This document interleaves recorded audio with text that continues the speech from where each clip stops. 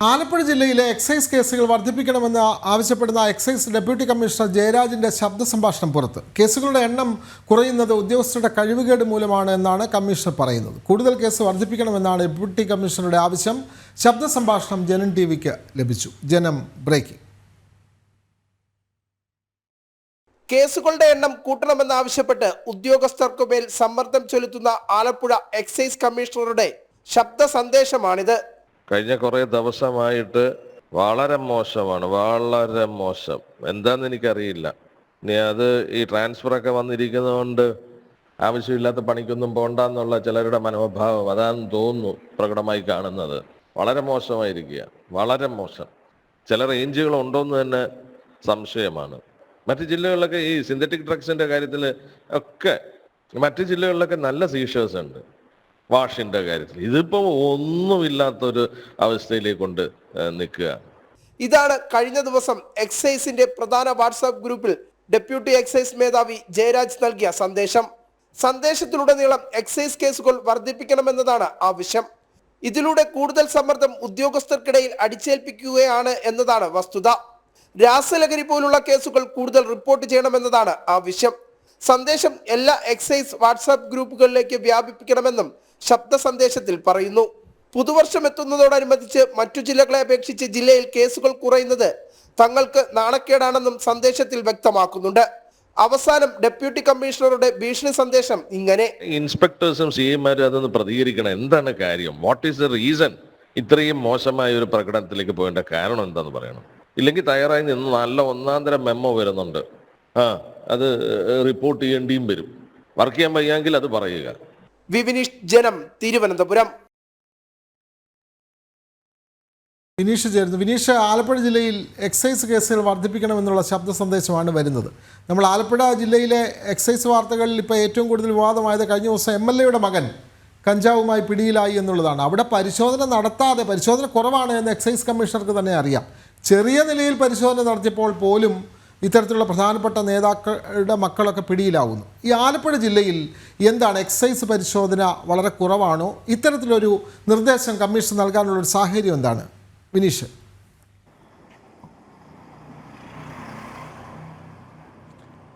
നിലവിൽ പുതുവത്സരം എത്തുന്ന സാഹചര്യത്തിൽ മറ്റു ജില്ലകളെ അപേക്ഷിച്ച് നോക്കുമ്പോൾ ആലപ്പുഴ ജില്ലയിൽ എക്സൈസുകളുടെ കേസുകളുടെ എണ്ണത്തിൽ വലിയ തോതിൽ കുറവുണ്ടാകുന്നു എന്നാണ് ഡെപ്യൂട്ടി എക്സൈസ് കമ്മീഷണർ വ്യക്തമാക്കുന്നത്.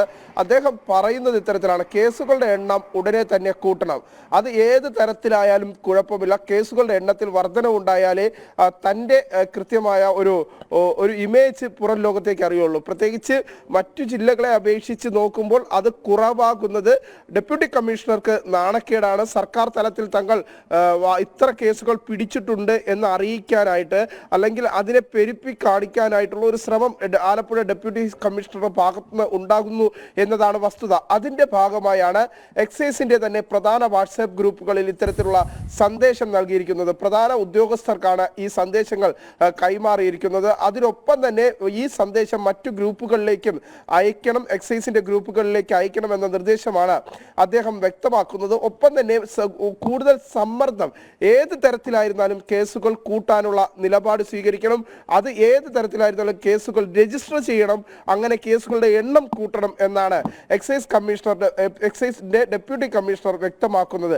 അതുകൊണ്ട് നമുക്ക് മനസ്സിലാക്കാൻ സാധിക്കുന്നത് കൂടുതൽ ഉദ്യോഗസ്ഥർക്ക് മേൽ ഇത്തരത്തിലുള്ള സമ്മർദ്ദം ചെലുത്തി ഉദ്യോഗസ്ഥർക്ക് മേൽ കൂടുതൽ കേസുകൾ ഉണ്ടാക്കാനുള്ള ഒരു സമ്മർദ്ദത്തിലേക്ക്. കാരണം നമുക്കറിയാം, പല ഘട്ടങ്ങളിലായി മോട്ടോർ വാഹന വകുപ്പ് ചെയ്യുന്ന ഇതേ നടപടി ടാർജറ്റ് നൽകിയാണ്. ഇത്തരം കേസുകൾ നിങ്ങൾ എന്തായിരുന്നാലും കേസുകൾ അല്ലെങ്കിൽ ഇത്തരം പെറ്റികൾ നിങ്ങൾ അടിക്കണം. അതിന് സമാനമായ രീതിയിൽ ഇത്തരം ഒരു പരിധിയിൽ, ഒരു എക്സൈസിന്റെ ഉദ്യോഗസ്ഥന്റെ കീഴിൽ വരുന്ന ആ പരിധിയിൽ വരുന്ന പ്രദേശത്ത് ഇത്ര കേസുകൾ നിങ്ങൾ രജിസ്റ്റർ ചെയ്തേ മതിയാകൂ എന്ന ഒരു വാശിയാണ് ഡെപ്യൂട്ടി എക്സൈസ് കമ്മീഷണർക്കുള്ളത്. എന്തിനാണ് അത്തരത്തിലുള്ള വാശി അദ്ദേഹം കാണിക്കുന്നത് എന്ന ചോദ്യമാണ് മറ്റു ഉദ്യോഗസ്ഥർ ചോദിക്കുന്നത്. പ്രധാനമായും കേസുകൾ കൃത്യമായി തങ്ങൾ രജിസ്റ്റർ ചെയ്യുന്നുണ്ട്, അത് കേസുകൾ കൃത്യമായി തന്നെ മുന്നോട്ട് പോകുന്നുണ്ട്.